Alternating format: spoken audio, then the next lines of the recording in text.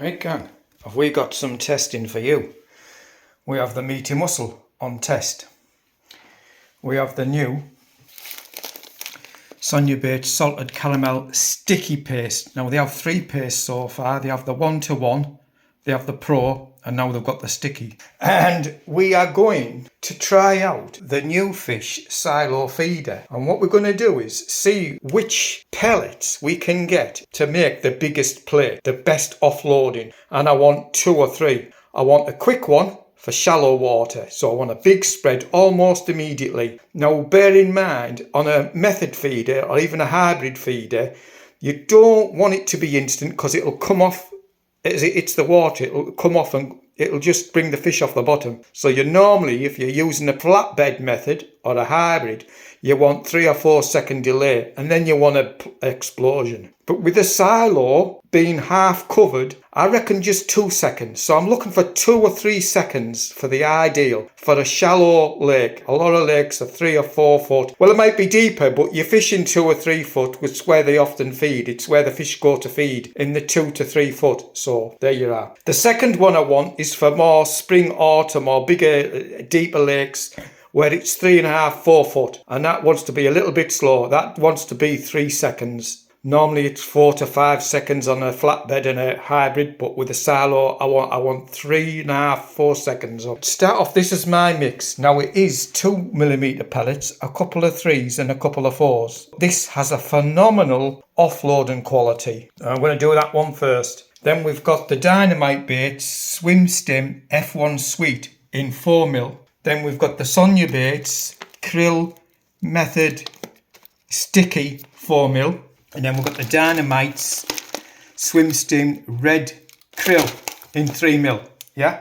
And if that isn't enough testing, then what we're going to do is, remember I do a paste, see me 2 videos. I've got a clean paste and I've got this other paste. I'll put the links up there now. But I want to make a paste. I've never tried the meaty mussel, it's new obviously. And I want to try the caramel. Right. This is the large silo, my pellet mix, okay?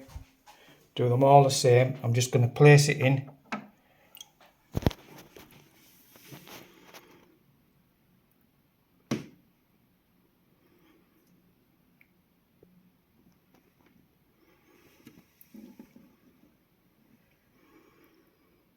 It was pretty instant. It's kind of what you'd expect. It's not absolutely brilliant, but I mean, I guess you don't want it too big with the silo. It's not like on a flatbed method or a hybrid. You want kind of a biggish plate because it can come in from any direction, and ideally you want your hook bait in the middle. But remember, this is a bit different. Your hook bait's going to be in the middle in a smaller pile. And I know Mick was saying the fish come from one direction and your hook bait. It's not actually true, that, because it's a bit naive, to be honest, because a fish can come from any direction. Yeah, you can't just assume because your bait's coming out of one side that the fish will come that side. Of course they won't. The fish will come from whichever way they see the vibration. They'll hear the vibration and they'll see the pellets. They could come from any angle. But the point is, your pellets are protected on the way down. You're creating, in my opinion, if you watch me with the videos, I get a much bigger and deeper plate with my pellet testing than other people's, and that's about half the size. Does it matter? I don't think it does, but there's going to be a lot of pellets left in there that kind of aren't getting used. I'm kind of like, what's the point? Half of them pellets aren't making a plate. I'm not at this point. My first go, I'm a bit like underwhelmed. I mean, proof will be in the pudding when I go fishing with it, but I can't see the point in putting all them pellets in and only like half come out. Well, a bit more than a half, but it's not much more than a half, you know. It'll be at least, well, even if you said 2/3, you know, you're leaving 1/3 in there. But anyway, that's the first one. That's my pellets. Second one, krill F1.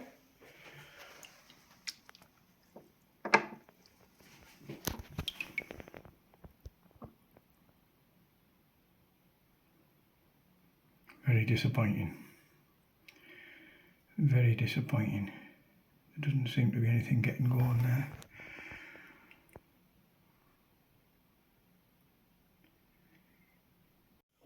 The problem with them is, look, a third of them have stayed in. That's no good. That's the Dynamite F1 Sweet 4mm. Sonia Bates krill and squid 4mm.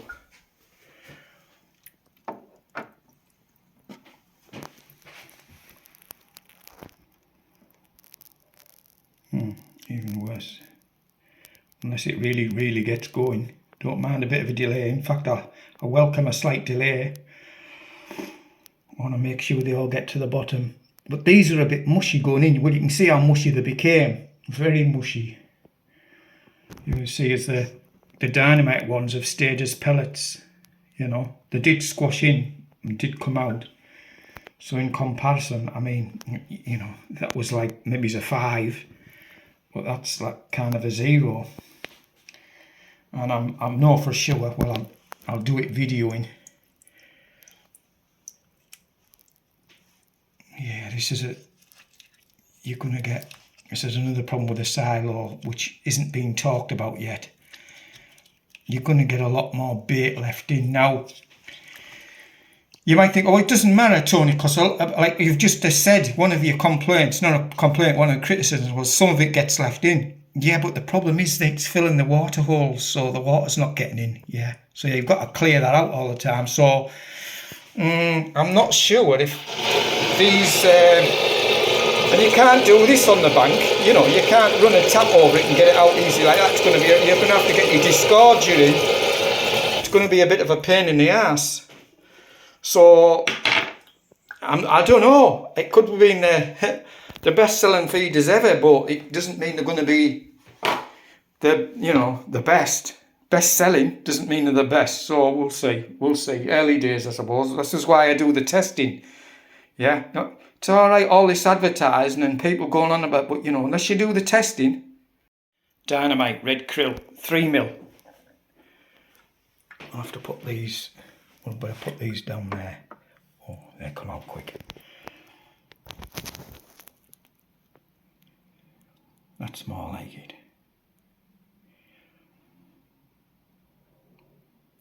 Come on. I was thinking they would push out a lot more than they are. You know, it's creating such a little plate. I mean, is there an advantage that a fish comes along, and if you've got, say, like that was off a method, yeah, a fish comes along and wafts the whole lot and they've gone, yeah, so your wafters all over the place, and it takes longer to get a bite after that because 1, they've all been washed away, and 2, it's all like mucky, yeah. Whereas with a silo feeder, if a fish comes in and for whatever reason it's spooked by the line, spooked by the hook, or just spooked by the feeder, yeah, and it flicks its take muzzle, it's not going to take all the pellets. Well, let's try it. Let's see if I'm right. If a fish does that, now that was quite a big one, but that's what a fish would do. Nah, it doesn't leave really that many. I was thinking that it would leave 2/3 in and they still would be a bit of a trap, but it's not. All it's doing, look, can you see that? It's just leaving 1/3 at the back. So every time you come in, you've got this problem. Yeah. I think I might have made a bit of a mistake, gang. Okay.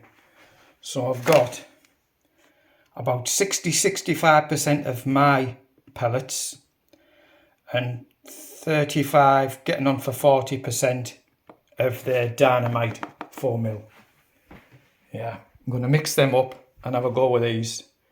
I'm obviously not going to bother with the krill, but I think it's worth a try with the F1 Sweet. Right, that's the mix up there. And we've got 60-65% my pellets, 35-40% of the Dynamite F1 Sweet 4mm. Oh, it's no better. Yeah, see straight away it's no better. So what I'm going to mix and try next is ground bait. See if a bit of ground bait helps to make a plate, helps make a big a bigger explosion out.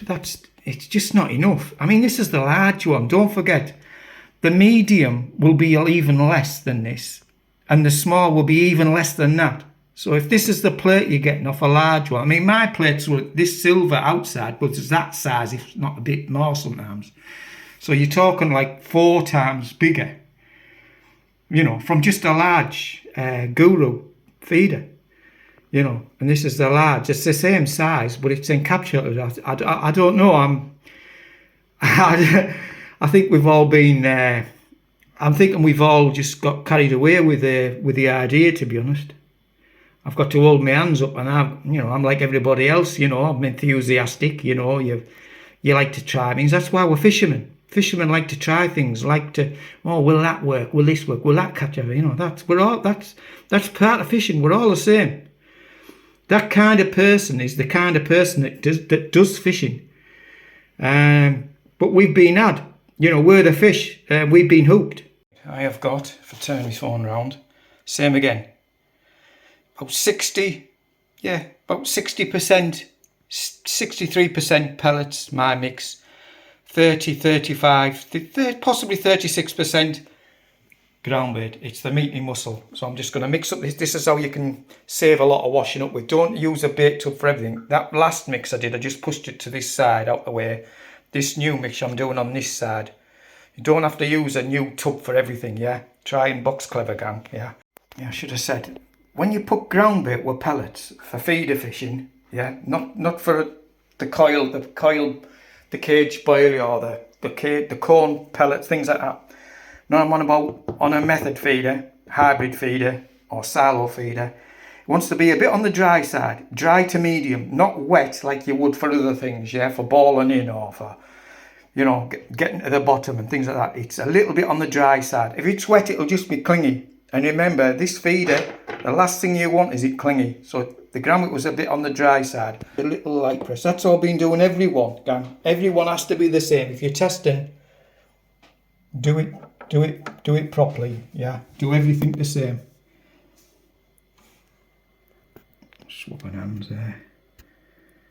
Oh, that's a bit disappointing, isn't it? I mean, it's not unexpected, because obviously I've tried all my pellets. I tend to just stick with pellets, because every time I tend to introduce a bit of ground bait for an experiment, this happens, which is not a lot, you know. It tends to just hold things together too much. For a method feeder, yeah, but I think even on a flatbed method feeder, you want it to offload and make a plate. That's the whole idea of feeder fishing, to make a plate. Now, don't be misled. That's after I've emptied it, yeah? Went like that with it and emptied it. And a third, should show you there's a third left in. Yeah, well, you can imagine this. I'm going to do it live. I'm going to get it out now. Right, do this live. Right, try and tip it out.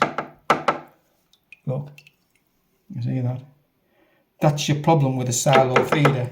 You're going to have a little box or tub on your side to keep knocking this in and getting all the crap out all the time, which you shouldn't have to do. Right, well, I was thinking I'm going to be doing a lot of testing with a silo feeder. You know, I thought I was going to mix up that and bit of that and bit of that, but I'm not going to. I'm not happy with it. You know, if anyone wants to buy one, you know, I've got 6 of these, 30 gram large. Anyone wants them,